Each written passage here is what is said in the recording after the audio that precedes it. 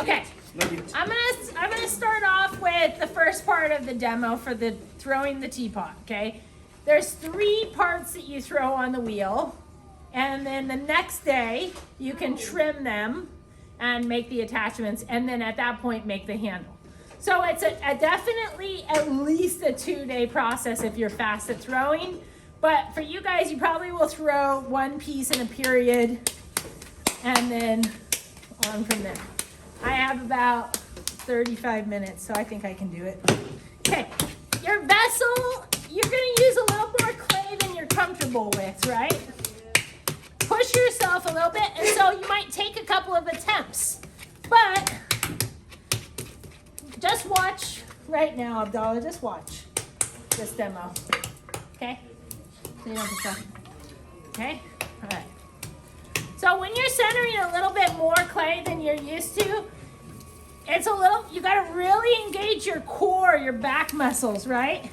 Bring the clay towards you. Oh, I have a big cut on the palm of my hand right here. And it's just not getting better. This really doesn't like the lifestyle I live. My cut on my hand. So you want to really kind of get this clay all the way down here and really maximize the clay. Don't let this clay that's down here on the back get away. Let's bring that into the mix. Okay. Part of the reason why we cone and flatten is to get the clay molecules all spinning in that nice circular smooth way. Right? When you first put clay on the wheel, it's kind of like all the molecules are all over the place. You got to get them all together. So the process of kind of bringing the clay up in the cone and then pushing it back down again, that really helps.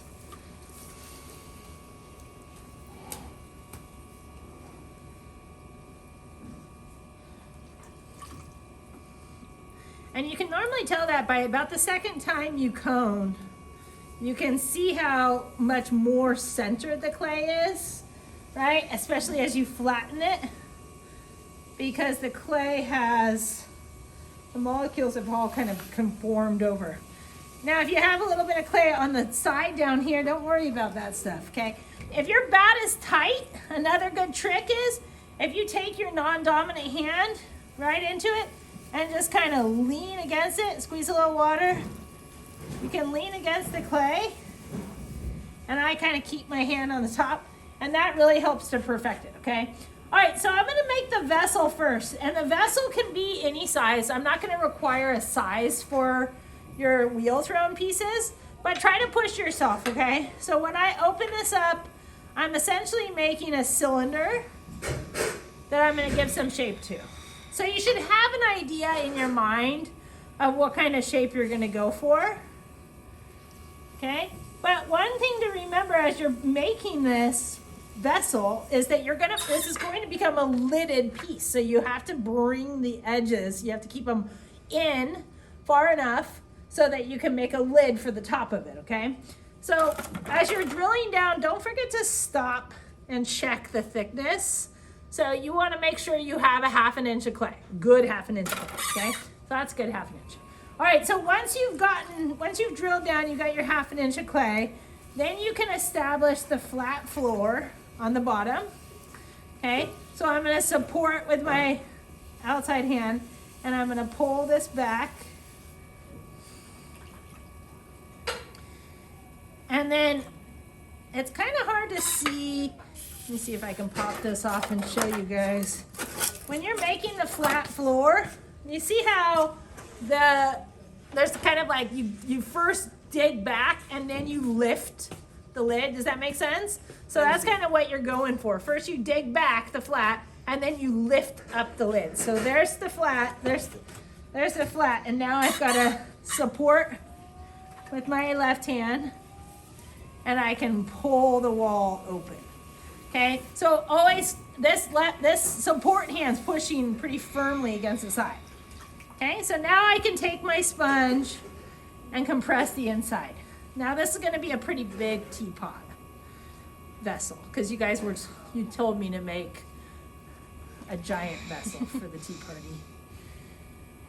I mean, there's a lot of kids here, so Yeah. I need a lot of tea. Yeah, I need a lot of tea. All right, so now I'm gonna make this, I'm gonna start off with a cylinder, but I'm gonna keep it contained at the top. And that's the biggest trick when you're doing this. So you can kind of bring the clay, start off at bringing the clay in. Okay, and then as I pull my walls, I can do the height first. But don't let the top go out far. So see how I keep it closed. Because this, I don't want my lid, I don't want the top of my teapot to be much bigger than this. So that means that as you're pulling your walls, you can thin it out from the bottom and bring it up. And then as you get to the top here, you really have to kind of keep it contained, so don't let it go out. Okay, now that pull, I got a lot of the clay up, so it's kind of thin enough. Now I'm just going to work on the shape. So because I want this closed, I have to start off by keeping this part up here in. So I'm angling in on the top. Okay, and when you do that, anytime you bring the clay in like that, the clay can get pretty thick at the top. So you might have to do a little bit of a pull in the middle and bring it in. Okay. All right. So I've got the top kind of how I want it. Now I'm just going to give the middle of the pot a little bit of body. So I can stick my hand in there and just start to give it a little bit of shape. And notice that as I do that, I'm slowing my wheel down quite a lot.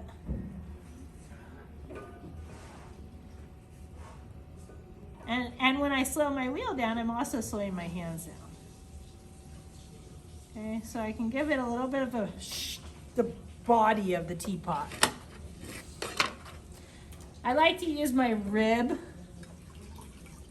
mostly on the outside when I shape it. So I've got my sponge on the inside. I'm kind of lowering pressing out a little bit at the bottom. Anytime you stick your hand inside the pot, make sure that your wheel's moving, right? Yeah. Okay, I'm keeping this nice and contained at the top. Okay, and now I can use my rib to really kind of create that rounded shape the way I want it to look on the outside.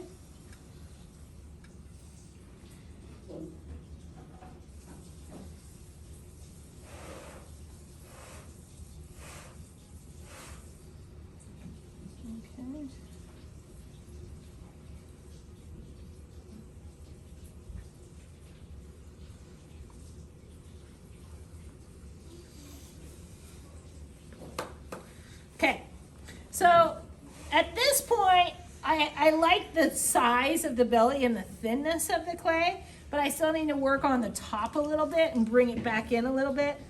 A lot of teapots do have kind of this little ledge on the top. So what I'm doing is I'm kind of adding a little bit of water and just kind of pulling and bringing in, kind of coaxing in this edge, okay? And then you can kind of collar it. This is called collaring, kind of push it in. The reason why you want kind of a smaller opening at the top is because, have you guys ever seen those little strainers, those tea strainers? Oh yeah. You can get a tea strainer a lot of times. This pot's a little bit deep for it, but where if you fill up the teapot with water, you can get a tea strainer that kind of sits inside the pot, and that's how you, what's it called? Soak your tea. What's it called? Steep. You have to steep your tea in water, right? I mean, I just do tea bags, but yeah. But yeah, so tea bags, but if you have loose tea, which a lot of tea drinkers do these days, it's the hip thing to do. Okay, so I'm using my rib and kind of supporting the wall on the inside to really work the shape the way I want it to be.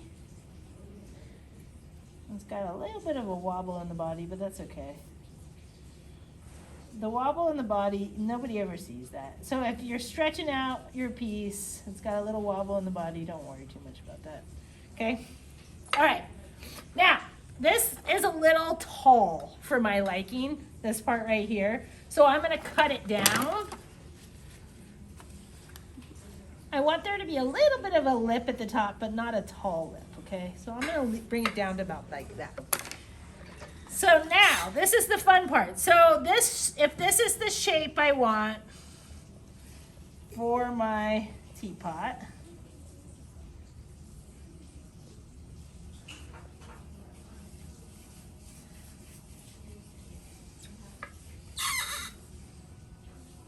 there's a lot more I would do with this, but I'm a little short on time, so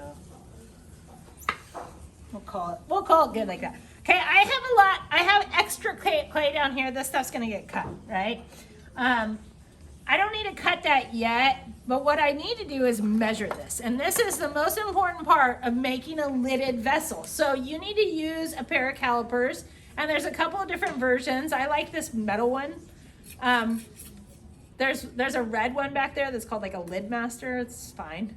But what I wanna do is I wanna measure the inside. Okay, so I'm going to take a measurement with these calipers of the inside, okay, and that's going to be right on the inside, and I can give myself just a little bit of wiggle room because it doesn't have to be super snug, but that's the measurement from this point to this point of the inside of this. And that's how I need this measurement, and I need to record it. If you're not going to make it on the same day, measure it wet and mark it on a piece of paper so you have it for the next day. Okay, so measure it wet, undercut it, put it in the bin. The next day you can make the lid. But since I'm going to make the lid right now, I'm going to just put this measurement carefully off to the side. Okay, and then I'm going to cut this. It's always good to try to cut some of this excess clay down here. It just saves you a lot of time in the trimming process. And I'm gonna undercut that, okay? And you can see the shape a little bit better at this point.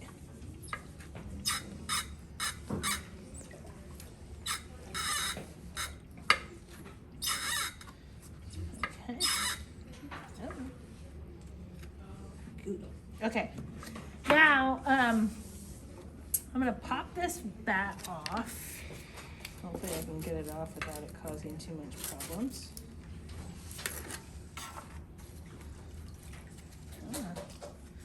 Okay, and I like to have my vessel kind of just off to the side while I'm making the lid for it, so I can like reference it. Okay, now I'm gonna make the lid. So when you're making a lid, you want to use more clay than you think you need, because you're going to leave a lot of clay at the bottom for the knob, okay?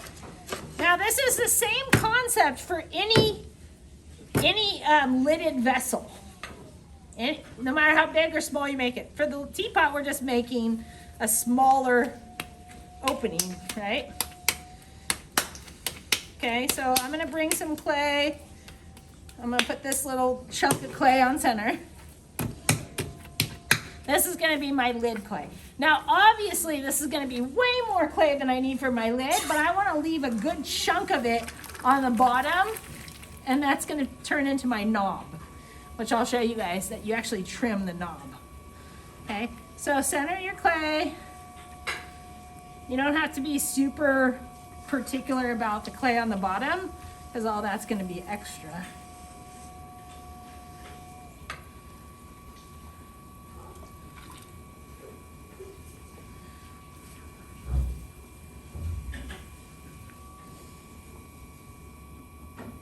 Okay, and then I like to bring this up a little bit higher on the center.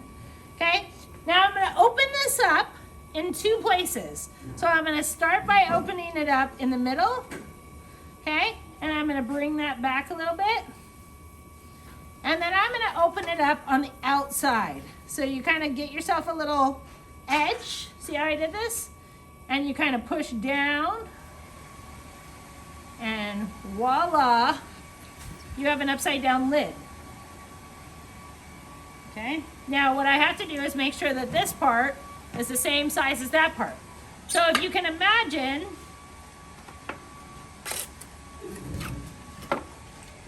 this is the lid that fits on top of that, right? All this clay up here, when it's leather hard, you're gonna trim a decorative knob of some sort into it. And I'll show you guys how to do that. Okay, now what I have to do is perfect it. So this is a pretty simple process. You can press down and compress the bottom here. You gotta make sure that this little chunk of clay is the right width. Okay, and then you gotta make sure that this little ledge is gonna fit nicely on the pot. Okay, so I'm gonna stop and check. I'm kind of eyeballing it right now, but I'm going to use my calipers to check and see. Wow, look at that. That's a sign of doing this for a while. It's almost spot on the money. So it's a little bit wide on the bottom.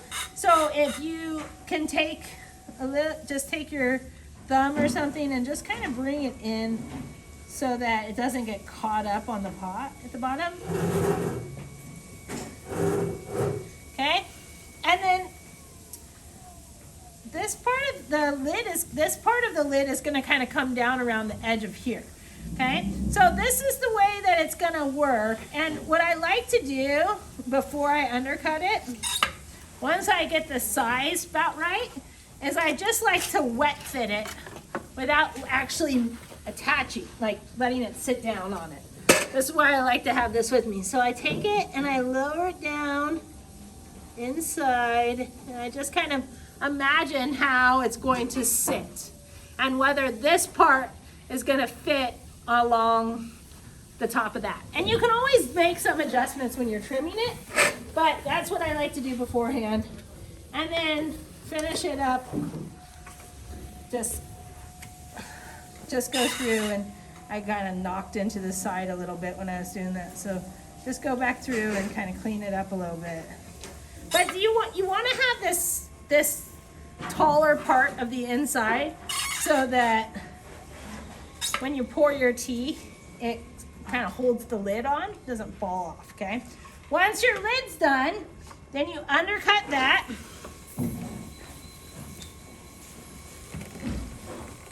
And it takes a while for that to dry because obviously this is really thick clay down below, right?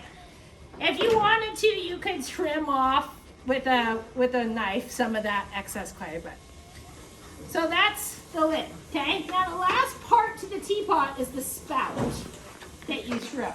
Some people throw the spout the second day because the spout's a little bit, it's kind of thin. Let me get a towel and dry my hands real quick. The spout's kind of thin, and it doesn't take very long to dry. In fact, a lot of people just dry it with a hairdryer. So I'll show you how to throw the spout now, just so that I have it to put all together tomorrow. But you might find that you do one piece each day, and that if you're working on the spout, that your spout's just going to be a little bit more wet, and that's okay. You just dry it with a hairdryer, okay? Kind of like the handle. All right, so little bit of clay. This glove's kind of annoying to throw with, but same thing. So with the spout, essentially what you're making is a cylinder, a tall, skinny cylinder that tapers up from wide to skinny at the top, okay? And you don't have to go all the way to the back when you open it up, because you're going to cut it off of this lump. So I'm going to open it up. I'm going to leave me some clay down there. I'm going to make it, a lot of the spout is dependent upon the shape and the size. Okay, I'm going to start off with it about, 1.5 inches? Take a spout. Okay, at the base. And then as I taper it up, the base is what's going to connect to the bottom, and then it gets skinnier as you taper it up, okay? So now, and then part of the reason why you kind of start a little bigger than you think you'll need it, because you can cut it anywhere up. So even though it might be too wide down here, I can cut it higher up, right? And you're kind of cutting it at an angle, which I'll show you tomorrow. So again, just like the vessel, if you're gonna keep it tapered in as you're pulling your walls, it's gonna wanna come out, but you have to keep it tapered in. So every time you pull, go back in and bring it in. And this is called collaring, collar it in, okay? And then it gets a little tricky to get your finger in there, right? Because you're like, how do I get my finger into this teeny little, skinny little thing? Okay? And when you collar it in, just go on the outside. So start in the middle and work your way up. So I'm not going to use this whole spout, right? I'm just going to use the top, like maybe from here up.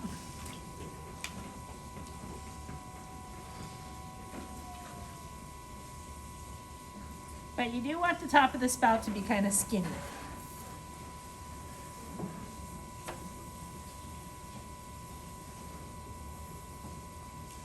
Okay, now the trick with the spout, to get a good spout, the spout is an important part of the pot because the water comes out of the spout. And you don't want a teapot where you pour a glass of water and then you pour your teapot back and the water just dribbles down the side of the pot. Okay? So in order to make what you want is the edge of your spout to be sharp. A sharp edge, which is not really common in pottery. We don't like a lot of sharp edges. But what we want to do is come in here and direct the knife and really work this edge so that it's a nice sharp, meaning thin edge. And that thin of an edge, after you're done pouring, it cuts the water off essentially and directs it back down into the pot. Okay, so I use my knife a little bit to come in here and compress the inside a little bit, pull off some of that slip. Okay.